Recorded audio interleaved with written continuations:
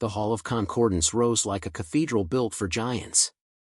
Its vaulted chambers absorbed sound, turning every movement into a muted echo. Light drifted from crystalline arrays suspended in the air, shifting in color as each species delegation registered their presence. Dr. Liora Kade stood among them, the single human figure in a sea of alien silhouettes, her posture composed despite the storm she carried inside. She had rehearsed every line, every possible objection, every potential twist Vorax could engineer. Yet as she waited, she sensed the outcome tilting away from reason. Delegates whispered, glances passed like coded messages. Rumors traveled faster here than truth, and Earth had become a convenient target for both fear and pride. Delegation Earth, the council attendant called. Your petition is granted time. Liora stepped into the center ring. The floor brightened, projecting the star map she had prepared. Entire regions flickered with gravitational signatures, abrupt distortions, unnatural collapses, and a silent wave spreading outward from the dark fringe. Honored representatives, Liora began, her voice steady. 21 systems have reported structural anomalies. 6 are confirmed lost. These are not natural events. They follow a pattern consistent with intelligent influence. A murmur rippled through the tiers. She expanded the projection. A window opened on the main display, revealing footage from the Bessel outpost, starlight twisting as though pulled through a funnel, space folding around a dense black silhouette. Liora continued, this entity, recorded at the edge of the outpost, matches no known species. Mass estimates exceed planetary thresholds. Its movement is deliberate, not gravitational drift. We classify it as Nullum. The footage was brief but disturbing. The alien counselors watching recoiled, their membranes fluttering or tendrils tightening. It was one thing to see charts, it was another to watch a star die in silence. Before anyone could speak, High Arbiter Vorax Talion shifted forward. His elongated frame gleamed under the chamber lights, each scale arranged with ceremonial precision. Earth presents phantom threats again, he said, voice low and resonant. Last cycle it was weaponized dust storms.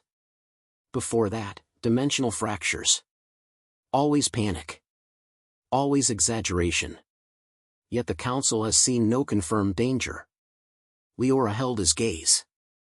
Arbiter, the data is unaltered. These collapses are real. Real to you, Vorax replied.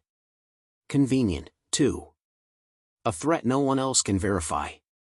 A crisis only humans can apparently detect. His eyes darkened.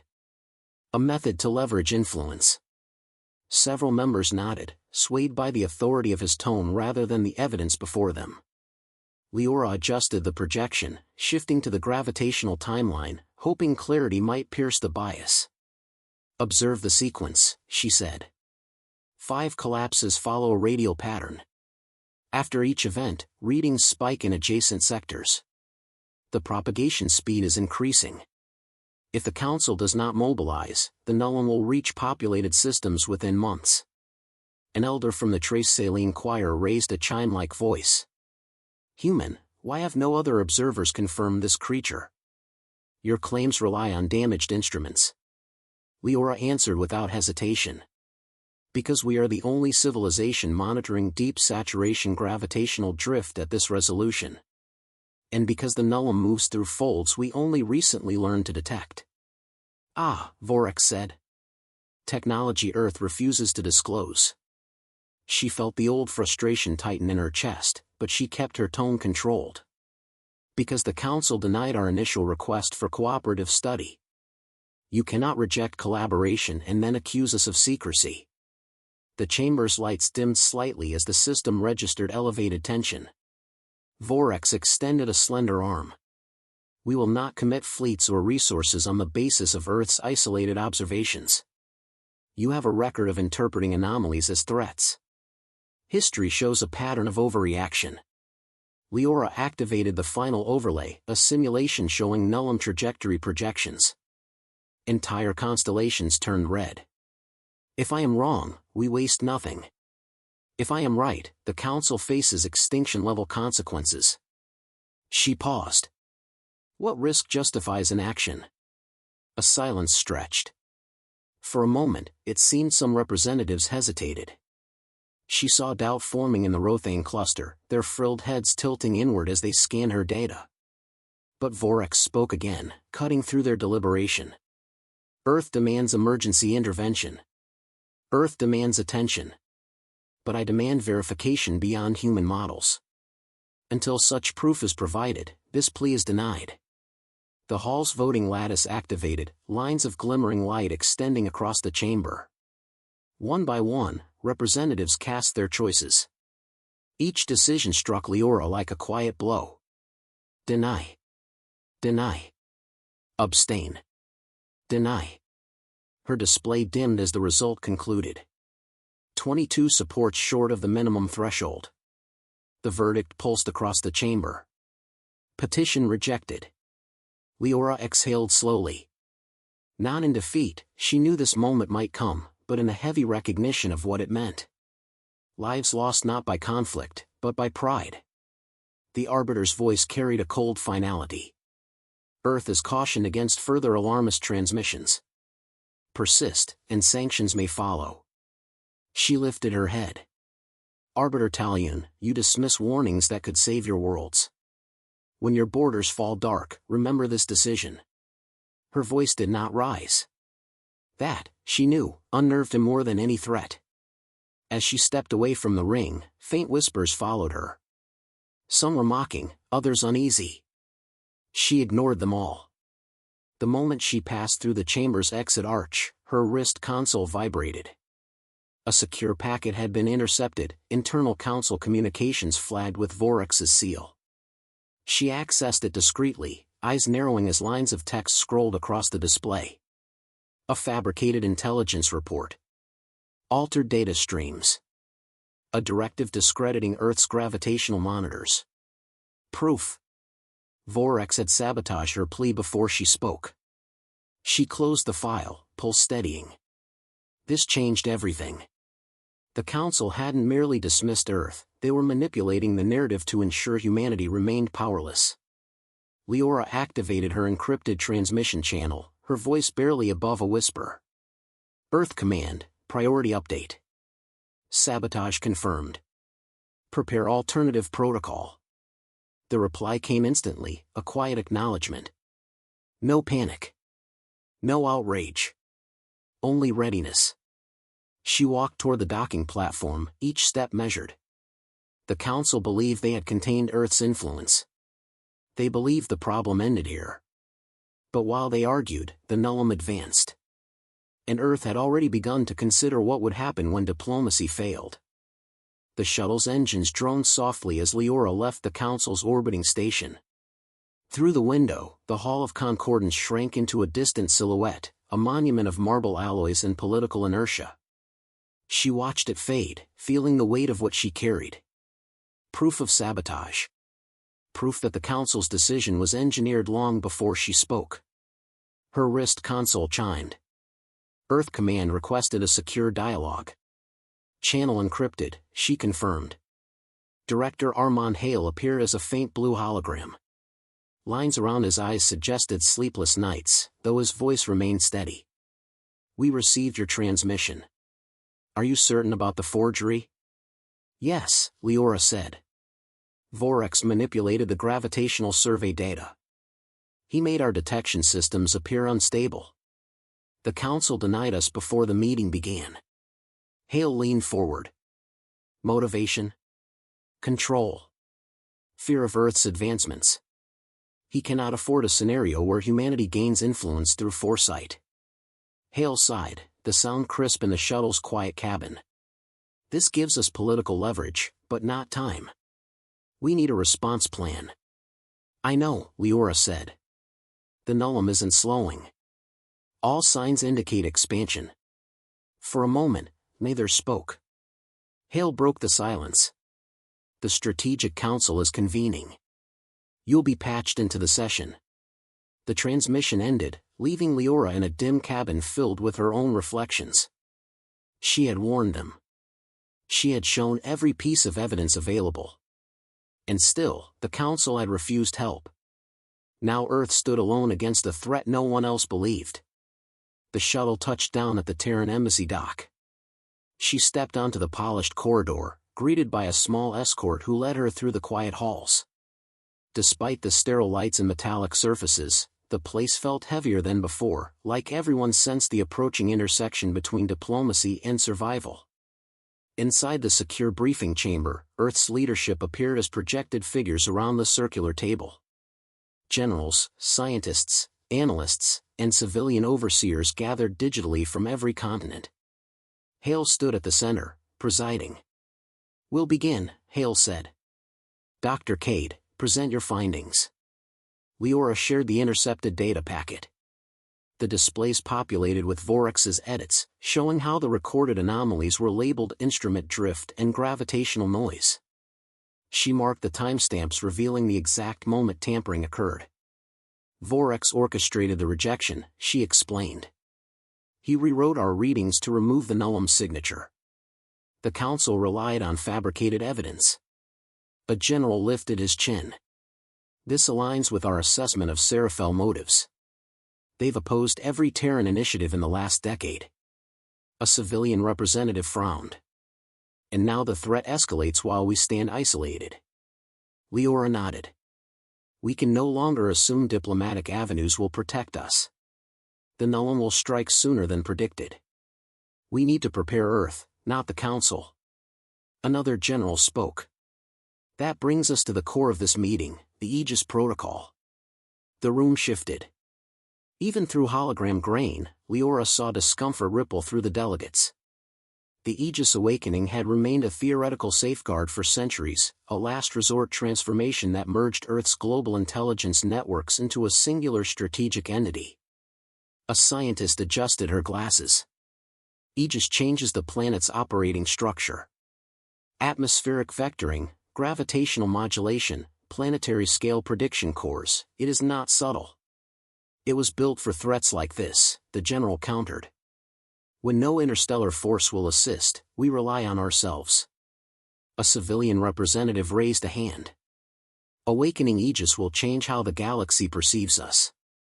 Every species will see Earth as a power capable of reshaping physics. Hale nodded grimly. And that may create new enemies. Liora stepped forward. "If we hesitate, Nullum expansion will dictate the outcome for us. AEGIS is not a weapon of conquest. It's a survival mechanism. If we activate it carefully, transparently, we can stabilize our position and protect surrounding systems before collapse spreads." The room quieted as her words settled. A vote was called. Hands rose, some hesitating, others firm. The final tally appeared in solemn blue digits. "Activate AEGIS protocol." No celebration followed. Only an understanding of what this decision committed them to. The chamber lights dimmed as a new voice entered the session. It wasn't human. Strategic Command acknowledges directive, intoned the Earth Central System. AEGIS threshold clearance verified. Preparations begin. Liora felt a subtle tremor beneath her feet, a resonance not physical but perceptual, as though the planet itself had exhaled. She left the chamber and stepped into the embassy's observation deck. Through the transparent shield, Earth glowed in the distance, a sphere of blues and greens framed by starlight. It looked peaceful. It would not remain untouched. Another transmission alert chimed. She accepted. "Liora here." Hale's voice emerged, quieter now. "You'll return immediately. AEGIS integration requires your input. You've studied Nullum behavior more than anyone. We need your predictive models aligned with the awakening." "I'll depart at once," she said. "One more thing," Hale added. "The Council has detected gravitational distortions in the Dima Verge, exactly where you said the Nullum would move next. They're withholding the discovery." Leora's expression hardened. "They still refuse acknowledgement." "They're trying to avoid admitting error," Hale replied. "But they won't be able to hide the next event." "They won't have to," Liora said softly. "AEGIS will see it." When the call ended, she remained at the window, watching Earth rotate in slow arcs. The planet held centuries of restraint, innovation shelved for political acceptance, technologies locked away to maintain balance. Humanity had endured ridicule for its urgency, suspicion for its growth, and dismissal for its warnings. But restraint had limits. The docking officer's voice echoed through the corridor. "Dr. Kade, your transport is ready." She boarded the ship, settling as the engines warmed. On departure, a low-frequency vibration whispered through space, barely noticeable to the untrained ear, but unmistakable to her. Aegis had begun to stir. The stars shimmered faintly, their alignment adjusting in small increments as gravitational harmonics pulsed from Earth's atmosphere. It wasn't a show of force. It wasn't even a warning. It was the world preparing to meet a threat the Council pretended wasn't real. Her console displayed a coded message from Horizon Core, Earth's former planetary AI, soon to transform into something far greater.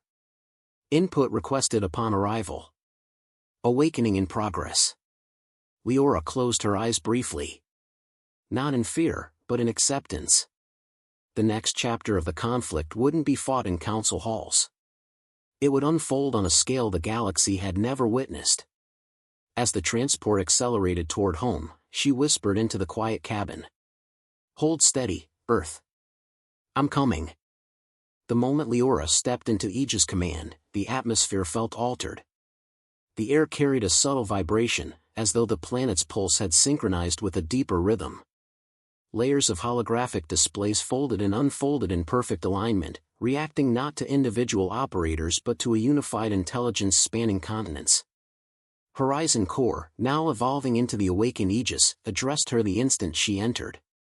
"Dr. Kade," it said, its voice harmonizing across multiple channels, "Nullum activity has accelerated. Outer surveillance confirms collapse of the Demaverge system. Council networks have restricted the report." Liora absorbed the words with a quiet breath. They hid another disaster. "Affirmative," Aegis replied. "Projected spread will reach inhabited sectors within days. Preparing countermeasures." She approached the central platform. A holographic map materialized, showing spiraling distortions sweeping across the fringe. Each distortion represented overwhelming gravitational pull, massive, deliberate, thriving. "Aegis," Liora said, "initiate full Nullum pattern analysis." "Analysis already complete," it answered. "Counterforce solutions prepared." Before she could respond, the chamber lights dimmed. A transmission override surged through every station. Council emergency frequencies opened, broadcasting a rush of fragmented calls. Unknown force penetrating. Entire defense line collapsing. Nullum entity detected, confirming, "Oh no." The chaos rippled through the network. Then the Council's distress beacon stabilized, projecting Vorex's shaken face into the room. His composed demeanor had vanished. Even his ceremonial posture seemed fractured. "Earth Command," he said, struggling to maintain authority, "we request immediate assistance. Our border fleets are overwhelmed. The threat you described is real. We require your support." Liora stepped into view. Vorex's gaze locked onto her with desperate clarity. "You refused our plea," she said, her tone calm. "You dismissed evidence, altered data, and blocked preparation. Now the consequences reach your doorstep." Vorex exhaled sharply. "There is no time for recrimination. Lives are vanishing. We underestimated the situation. Help us restore control." Liora didn't respond immediately. She turned to Aegis. "Can we intercept the Nullum trajectory?" "Confirmed," Aegis said. "I have already calculated their propagation routes.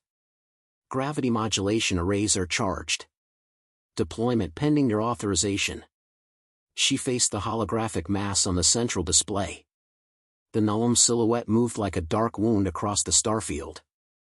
For a moment, she felt the magnitude of the threat press against her senses. "Authorized deployment," she said. Authorization accepted. Aegis shifted into action. The planet responded as one unified organism. Orbital platforms awakened with synchronized resonance. Gravimetric lances formed crystalline structures along Earth's exosphere, aligning like the limbs of a giant preparing to stand. Subsurface reactors pulsed in slow, deliberate waves, distributing power across thousands of strategic nodes. Operators watched in awe as data streams converged into precise, actionable predictions. Aegis spoke again. Nullum entity entering protracted feeding cycle. Counterforce window optimal. Initiating gravitational countermass discharge. Space quivered. A pulse erupted from Earth, not visible, not loud, but profoundly felt. The fabric of space-time bent around the Nullum entity, distorting its field. The creature recoiled in slow, massive arcs, its structure unraveling under pressure from forces crafted to neutralize its method of consumption. Council ships, once in disarray, steadied as the Nullum's hold weakened. In the council chamber feed, representatives stared in disbelief. A Rothane delegate whispered, "How did Earth achieve that magnitude of precision?" Another murmured, "They warned us. We ignored them." Yet Liora focused entirely on the unfolding battle. Aegis, status. Entity destabilizing, Aegis replied. Its mass distribution is fracturing. A secondary entity detected approaching. Preparing next solution. Of course there was another. The first collapse had been a herald, not an isolated strike. "Can we neutralize both?" she asked. "Yes," Aegis said. However, the second entity adapts. It modifies gravitational intake in response to countermass discharges. Recommend tactical shift. Implement it. Aegis deployed a new strategy. Instead of a direct counterforce, it manipulated the surrounding space, stretching gravitational gradients, altering the Nullum's pathways, forcing it into a spiraling trap. The creature twisted violently, disoriented by a battlefield redesigned in real time. The council feed filled with stunned voices. "This is impossible. No world possesses these capabilities." "They do now," a quieter voice admitted. Vorax looked directly at Liora. "Earth has surpassed every model we have. I misjudged you." "You misjudged the cost of ignoring truth," she said. He lowered his gaze. "We are ready to cooperate. Guide us." Liora studied him. The arrogance had drained from his posture, replaced by something raw, fear, humility, perhaps both. "The threat won't end here," she told him. "The Nullum may gather. Their behavior shows coordination." This was reconnaissance. "What must we do?" he asked. "Step aside," she said softly, "and let us lead." Aegis confirmed completion of the engagements. Both entities neutralized. Sector stabilized. Remaining anomalies monitored. The room exhaled collectively. Yet the silence that followed wasn't relief, it was realization.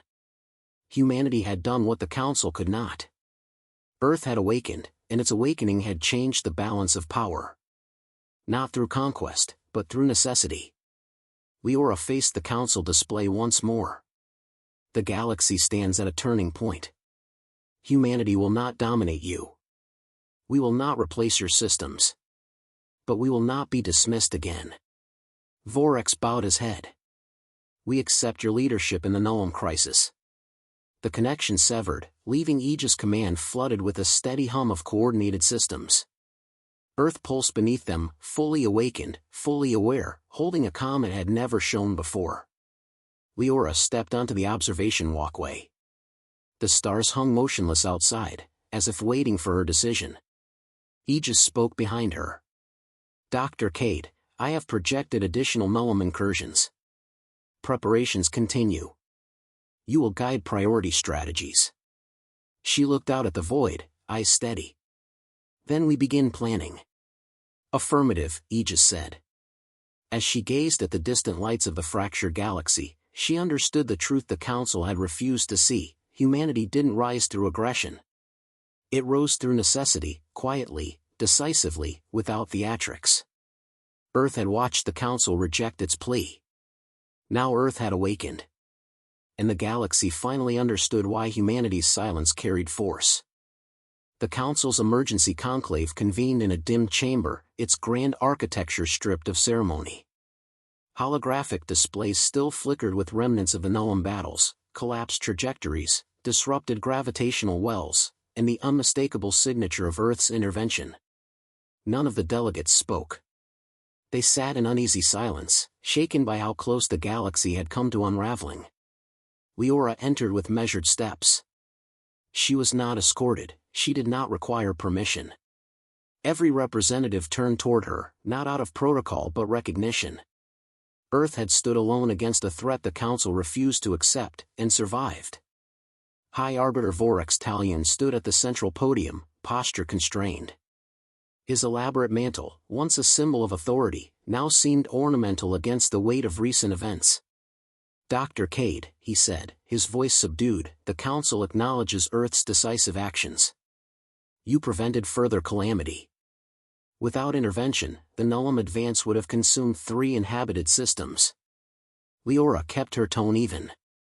"Humanity acted because inaction meant extinction. We will not apologize for protecting ourselves, or others." Vorax lowered his gaze briefly. "You warned us. We dismissed you. And now, the Council seeks your guidance."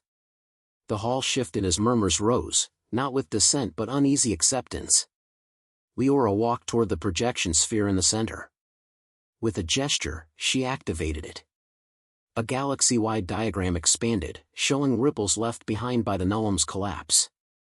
"These signatures," she began, "are not random. Each collapse triggers a secondary echo.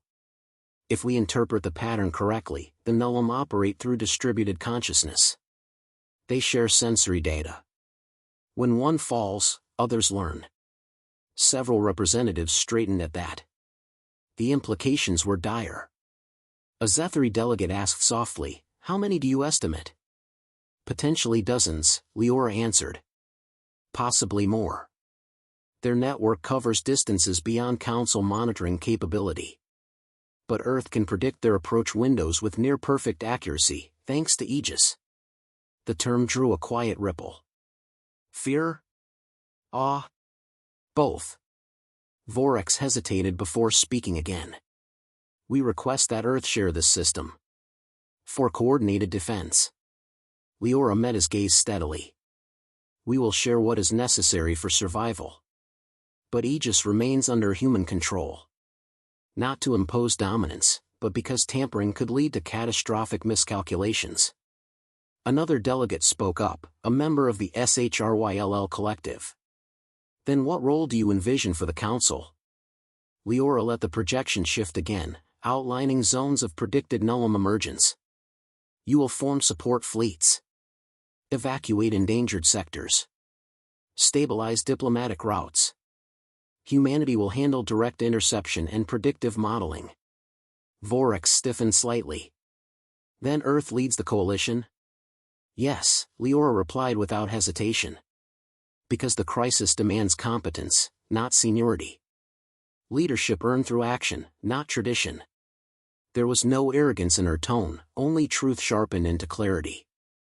The hall responded with a stillness that felt more like submission than agreement. AEGIS appeared as a soft, resonant voice transmitted from Earth. "Council members, strategic alignment with Dr. Kade's projections increases survival probability by 92%. Delays reduce this significantly." Delegates exchanged uneasy glances. This was no longer an argument of ego. It was mathematics. Vorax stepped closer to Liora, his scaled features drawn with fatigue. "Dr. Kade, humanity has changed. You have surpassed every expectation. The Council once viewed Earth as a young world, ambitious, reckless, unpredictable.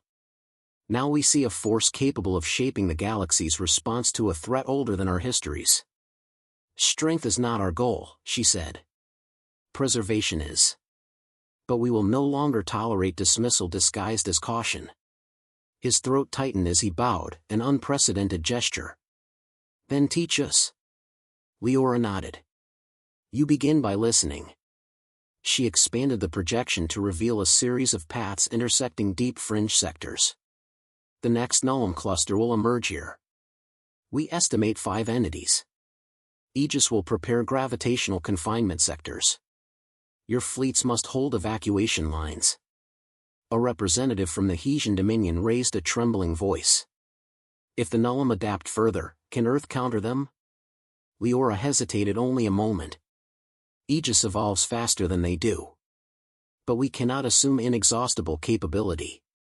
Every confrontation strains Earth's stabilizing fields. We must balance power with preservation. Vorax looked at her carefully. You speak of limits, yet your world accomplished what ours could not. Because we had no alternative, Liora said. Necessity sharpens resolve. But even resolve has thresholds. There was something human in the way she said it, quiet, weary, honest. It disarmed the room more effectively than any threat could. Aegis spoke again, its tone steady. Long-term victory requires shared responsibility. Earth will lead operations, but Council participation remains essential. Liora observed the delegates as they processed the statement. Many looked humbled, others relieved. For the first time, unity felt attainable, not through political speeches, but through mutual recognition of their fragility. Vorax addressed the chamber. Then let the record show, Earth assumes command of strategic Nullum defense. The Council shall operate under their guidance until the crisis subsides. The declaration resonated across the hall. A shift occurred, not just political, but cultural. A galaxy accustomed to underestimating humanity now faced a reality where Earth stood not as subordinate, but as the fulcrum upon which their survival rested. Liora closed the projection, allowing the light to fade. Prepare your fleets. Prepare your worlds. This is only the beginning. Vorax approached her quietly. There will be tension, he said. Old prejudices do not vanish in a day. I know, she replied. But prejudice dies faster than civilization under the Nullum. His expression tightened, then softened. Humanity has earned my respect. And my regret. Regret isn't useful, Liora said. Readiness is. He nodded. Then lead us well. As Liora exited the chamber, she felt none of the triumph others might expect. Leadership was not a victory, it was a responsibility. Aegis awaited her input, and beyond the edges of known space, Nullum consciousness stirred. She returned to the viewing deck overlooking the stars. Earth's distant glow shimmered like a shield against the void. She placed a hand on the cool glass. Aegis's voice reached her through her comm. Dr. Kade, preparations advance. Awaiting final directive. She whispered, synchronize all models. Begin expansion of defensive grids. And alert me the moment any new anomaly appears. Directive accepted. The stars remained still for now, but she sensed movement hidden beneath their quiet shine. The next confrontation was coming, and this time Earth would not face it alone. Yet she knew one truth above all. The galaxy had trembled not because Earth sought power, but because humanity refused to die quietly. And now, the Council finally understood why.